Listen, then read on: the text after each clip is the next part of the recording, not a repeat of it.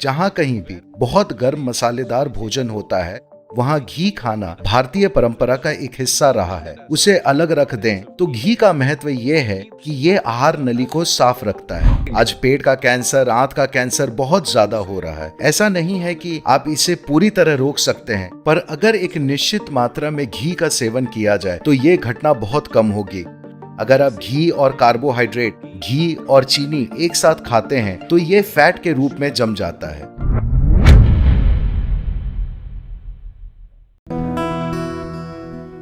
अब घी में कई उपयोगी चीजें हैं, क्योंकि अगर घी में ये क्षमता है, आमतौर पर हमें इसे समझना चाहिए। आज हम इसे कई सारी चीजों के साथ मिला रहे हैं, घी और चीनी, घी और कार्बोहाइड्रेट और सब कुछ। आमतौर पर पारंपरिक रूप से घी को पहले निवाले के रूप में खाया जाता था, और घी के साथ पहला निवाला खाने का विचार यह है कि घी एक चिकनाई वाला पदार्थ है जो पूरी आहार नली को चिकनाई देता है। आपको सबसे पहले इसे ही खाना चाहिए ताकि ये भोजन के प्रवाह को आसान बना दे। और भारत में एक कारण ये भी है कि कई तरीकों से मिर्च भारत का मिजाज है, ठीक है? तो खास तौर से राजस्थान में मिर्च क्योंकि अगर एक ऊंट भी खाता है तो ये स्वादिष्ट होना चाहिए।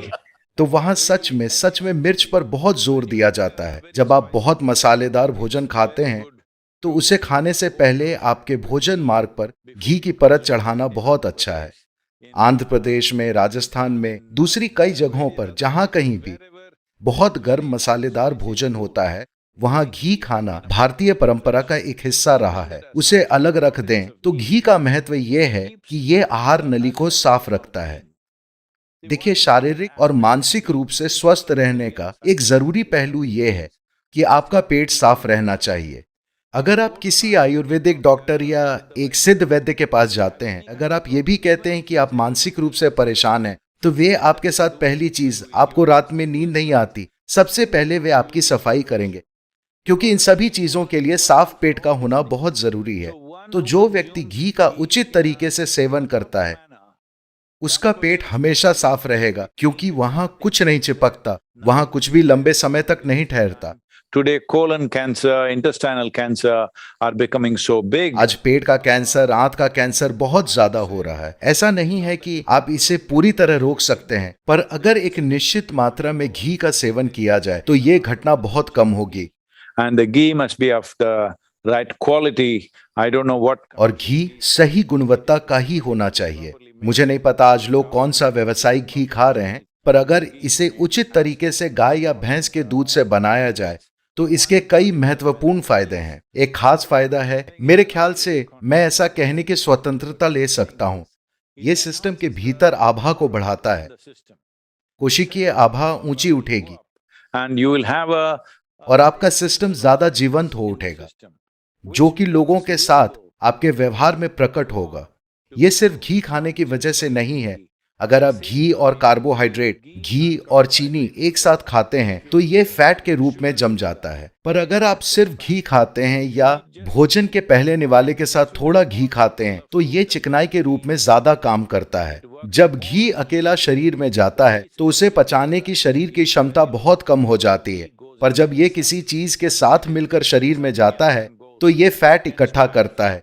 तो सुस्त जीवन के लिए, आपके सवाल में सुस्त जीवन का मुद्दा था, जो तभी होता है जब आप उसे चीनी और कार्बोहाइड्रेट के साथ मिलाते हैं, वरना घी आपको किसी भी तरह मोटा नहीं करता। ये आहार नली में एक चिकनाई वाले पदार्थ के रूप में ज्यादा काम करता है। इस समय केरल में लोग दवा कर रहे हैं और हम नहीं जानते कि इसमें कितनी सच्चाई है, पर मैं जानता हूं कि इसमें कुछ सच्चाई है। लोगों ने घी को जमीन में सुरक्षित रखा है। उन्होंने उसे धरती में गाड़ दिया और उसे लगभग 100 सालों तक रखा, और ऐसा लगता है कि इस घी में इलाज करने की बिल्कुल जबरदस्त संभावनाएं हैं। इसे शत कहा जाता है। शत का अर्थ है 100 साल, शत वर्ष, शत संवत्सरम घृतम का अर्थ है घी, जिसे मिट्टी के घड़े में 100 साल तक धरती में दबाया गया है।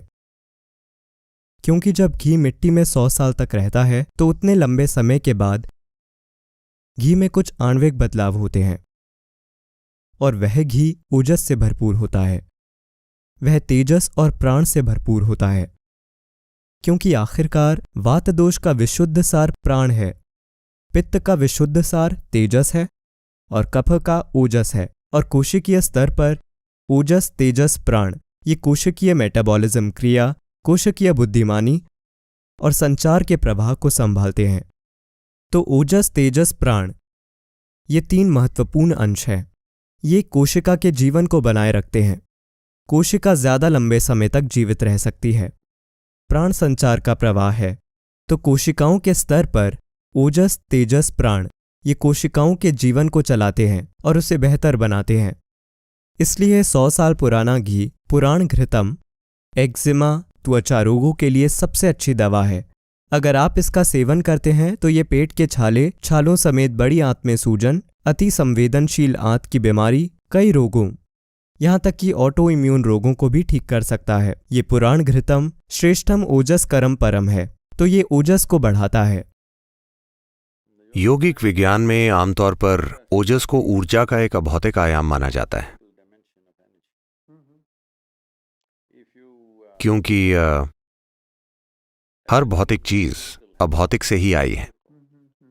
अगर आप ऊर्जा के अभौतिक आयाम का एक सुरक्षा कवच बनाते हैं, सुरक्षा कवच का मतलब ये नहीं है, मतलब कोशिकीय स्तर पर हर कोशिका का थोड़ा बहुत अभौतिक आयाम हो, यानी उसके चारों ओर एक घेरा हो, वो कोशिका खुद को इतनी तेजी से स्वस्थ कर लेगी जिसे जादुई माना जाता है।